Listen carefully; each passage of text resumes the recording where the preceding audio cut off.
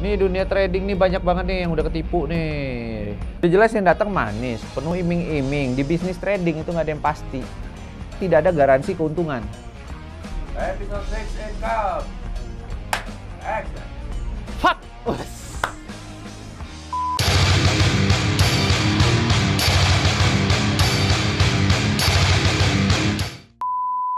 Assalamualaikum warahmatullahi wabarakatuh. Selamat datang di channel Anti Trading bersama saya Mr. Yu. Trading yang seperti apa? Trading yang merugikan. Nah, kali ini kita bakal membicarakan mengenai hal yang merugikan. Apa itu? Fixed income. Wah, males lah formal-formal lah, ngomongin yang kayak ginian aja, nggak usah formal-formal lah. Udah yang jelas gini aja lah. Udah jelas yang datang manis, penuh iming-iming. Di bisnis trading itu nggak ada yang pasti. Nggak ada yang pasti itu artinya gini. Dari Bapeptinya ketika dia legal, itu poin pertama adalah tidak ada garansi keuntungan.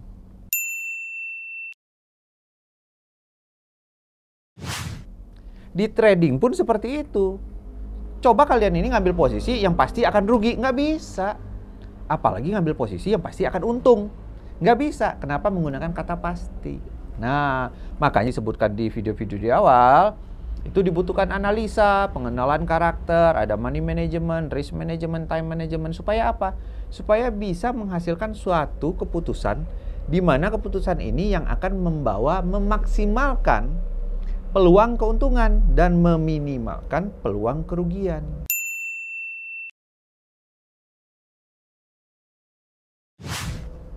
Cuma itu yang bisa dilakukan. Investasi apapun juga begitu.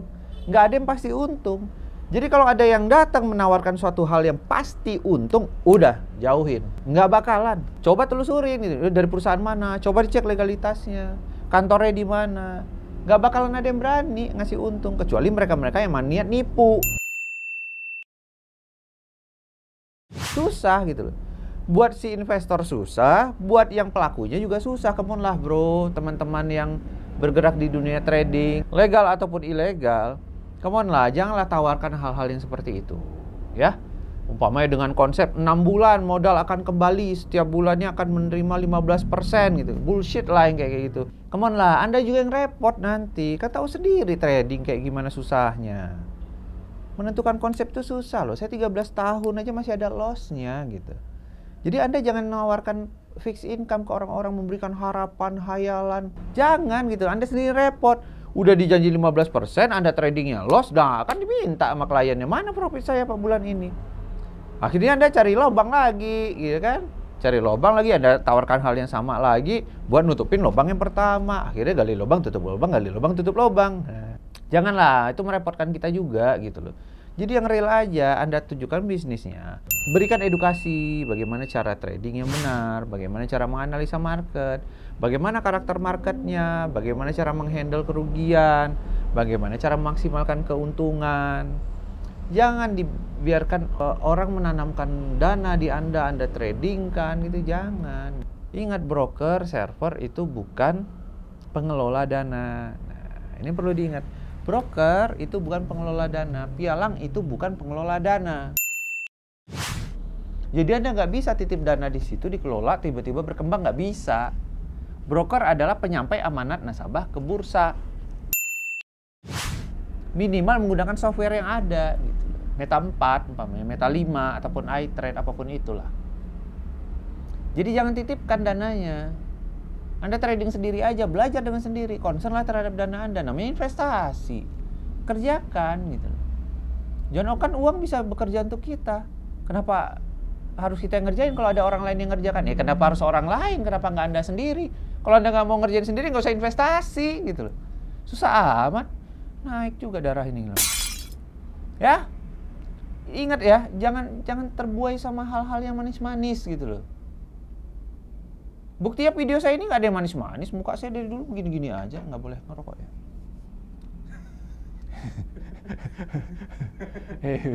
Terbawa suasana kan, gitu ya, terbawa suasana gitu. Ya, ciri-ciri awalnya adalah seperti itu, menjanjikan keuntungan yang tiap bulan akan pasti Anda terima, menggunakan konsep di mana modal akan dikembalikan. Banyak kejadian. Di bulan pertama lancar, bulan kedua lancar, bulan ketiga mulai nih bayar separuh, bulan keempat mulai telat pembayarannya, bulan kelima mulai nggak bisa dihubungin nih. Bulan keenam hilang sudah. Ya kalau Anda yang investasi cuma 200.000, 500.000, yang kemudian percaya sama hal-hal seperti ini, 1 bulan, 2 bulan pertama, Anda diberikan keuntungan yang fix itu. Kemudian Anda dipaksa untuk menawarkan kepada teman-teman Anda, kepada saudara Anda. Akhirnya ngajak orang lain. Yang tadi cuma invest 200.000, 2 juta, 10 juta. Karena banyak teman saudara yang ikut jadi miliaran juga. Setelah dia dapat miliaran itu dia lari. Yang tanggung jawab siapa? Anda yang ngajak. Orangnya lari. Ujung-ujungnya gimana? Susah. Anda laporin polisi. Ya kalau ketemu. Kalau ketemu terus dia di penjara. Nggak ada tuh kewajiban mengembalikan dana. Udah di penjara. Susah, men. Jangan percaya sama yang gituan gitu. Kalau memang trading Anda pegang passwordnya, udah pastilah si investor yang pegang passwordnya. Bukan si marketingnya. Bukan manajernya gitu. Si nasabah yang pegang passwordnya. Kecuali Anda percaya sama si marketingnya. Anda percaya sama seseorang untuk trading, ya Anda berikan passwordnya ke orang tersebut gitu. Itu pun bukan berarti Anda mempercayakan pengelolaan terhadap mereka, terutama yang di bagian brokernya, bukan gitu. Hanya karena ada kesepakatan di situ gitu. Dan orangnya memang betul-betul Anda percaya gitu. Kenapa? Anda lihat perjalanannya, bukan masalah ya siapa yang nggak mau sih sama profit gitu. Mau, kita juga mau. Saya juga mau kalau ada bisnis yang kayak gitu saya titipin duit. Sama gitu. Teman saya ada jago trading, saya juga titipin duit sama teman saya, tapi kan pribadi. Dan dia tidak menjanjikan karena saya tahu betul konsep dia bagus. Dan saya sangat sadar ketika ada rugi, ya sudah saya nggak minta apa-apa. Tapi kalau Anda dijanjikan, ya Anda wajib minta dong. Kalau ada yang datang kayak gitu, Anda tetap terpengaruh gitu. Anda tetap terbuai sama rayuan mereka dan memutuskan untuk invest di mereka, ya pastikan dia nggak lari. Dan tagih, mana yang sebulannya segini, mana segini. Dilihat aset dia punya nggak gitu. Buat teman-teman yang ngelakuin ini juga sama, susah. Ntar orang pada nagih, terpaksa kamu harus jual mobilnya buat gantiin duit orang. Jual rumah harus gantiin duit orang. Janganlah, kita bikin bisnis ini bersih sebagaimana rules-nya gitu ya. Sekali lagi lah, banyak di Indonesia banyak sekali, apapun namanya itulah. Banyak merek-merek yang waduh tiap pertemuan yang ngundang artis gitu. Ngundang biduan cantik lah. Di hotel mewah lah, ketemu si A, si B lah. Enggak lah, sekarang udah banyak yang pintar-pintar kok. Para master-master trading itu juga cuma buka sistem kok. Diajarin ilmunya, kita sendiri yang trading kok. Nggak ada mereka terima duit-duit untuk pengelolaan gitu, nggak ada. Mereka yang tradingin nggak ada. Master-master trader itu nggak ada yang trading. Tradingin duit orang ya maksudnya ya. Trading duit sendiri iya gitu. Nah dia cuma menyampaikan ilmunya aja gitu. Jadi kalau ada orang, saya bisa trading sini, uangnya titipin ke saya. Waduh jangan. Udah, habis sudah. Yang kayak gitu tuh yang susah gitu loh. Kita baru kenal dan segala macamnya. Ingat trading itu susah, dinamis, marketnya dinamis. Bulan ini dengan bulan depan akan berbeda pergerakannya, levelnya mungkin akan berbeda. Tahun ini dengan tahun depan juga mungkin akan berbeda. Banyak orang bilang ada perulangan harga, iya kebetulan harganya sama. Apakah jenisnya, apakah karena karakter dia diwajibkan akan ada di situ? Enggak juga gitu, karena memang ekonomi itu dinamis. Ada yang naik, ada yang terus naik, ada yang tiba-tiba stagnan, kemudian koreksi. Perekonomian Indonesia juga begitu. Selalu berubah per tahunnya, target juga berubah, hutangnya juga berubah gitu.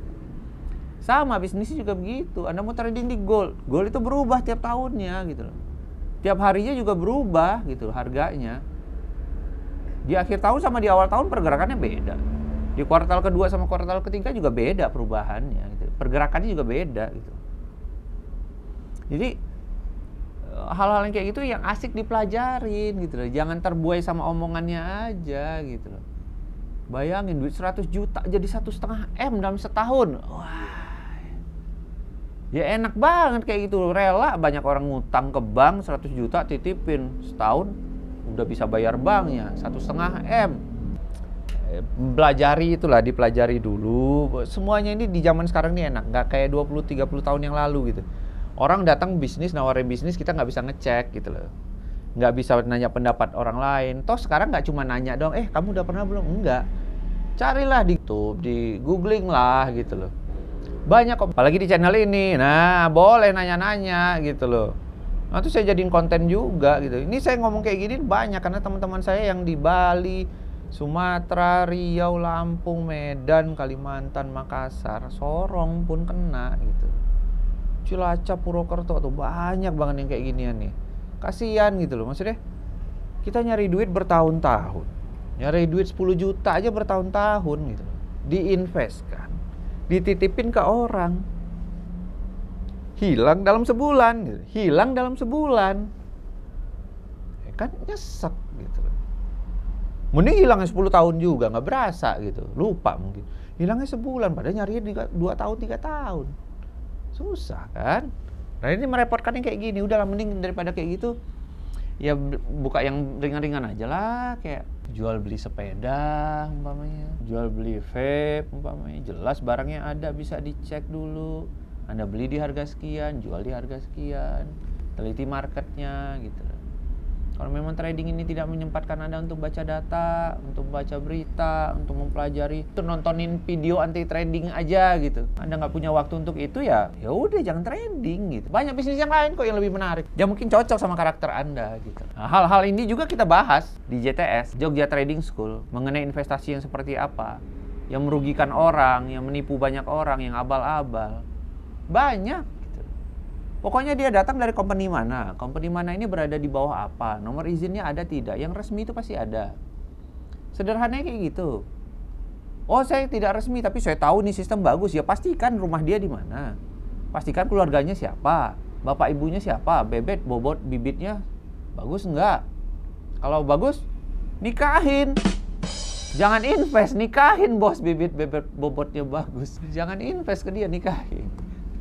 Ya kalau emang yang datang marketing cewek ini umpamanya gitu kan, yang datang marketing cewek cantik, pintar, sesuai sama kriteria Anda, ya jangan invest, taruh, ajak nikah gitu. Juga kalau yang datang marketing cowok bagus, alim, bagus agamanya, keluarganya, udah ajak nikah aja, jangan invest lah. Terutama buat ibu-ibu nih ya, ibu-ibu, tolonglah ibu-ibu nih jangan terlalu tergoda sama marketing yang ganteng lah gitu kan.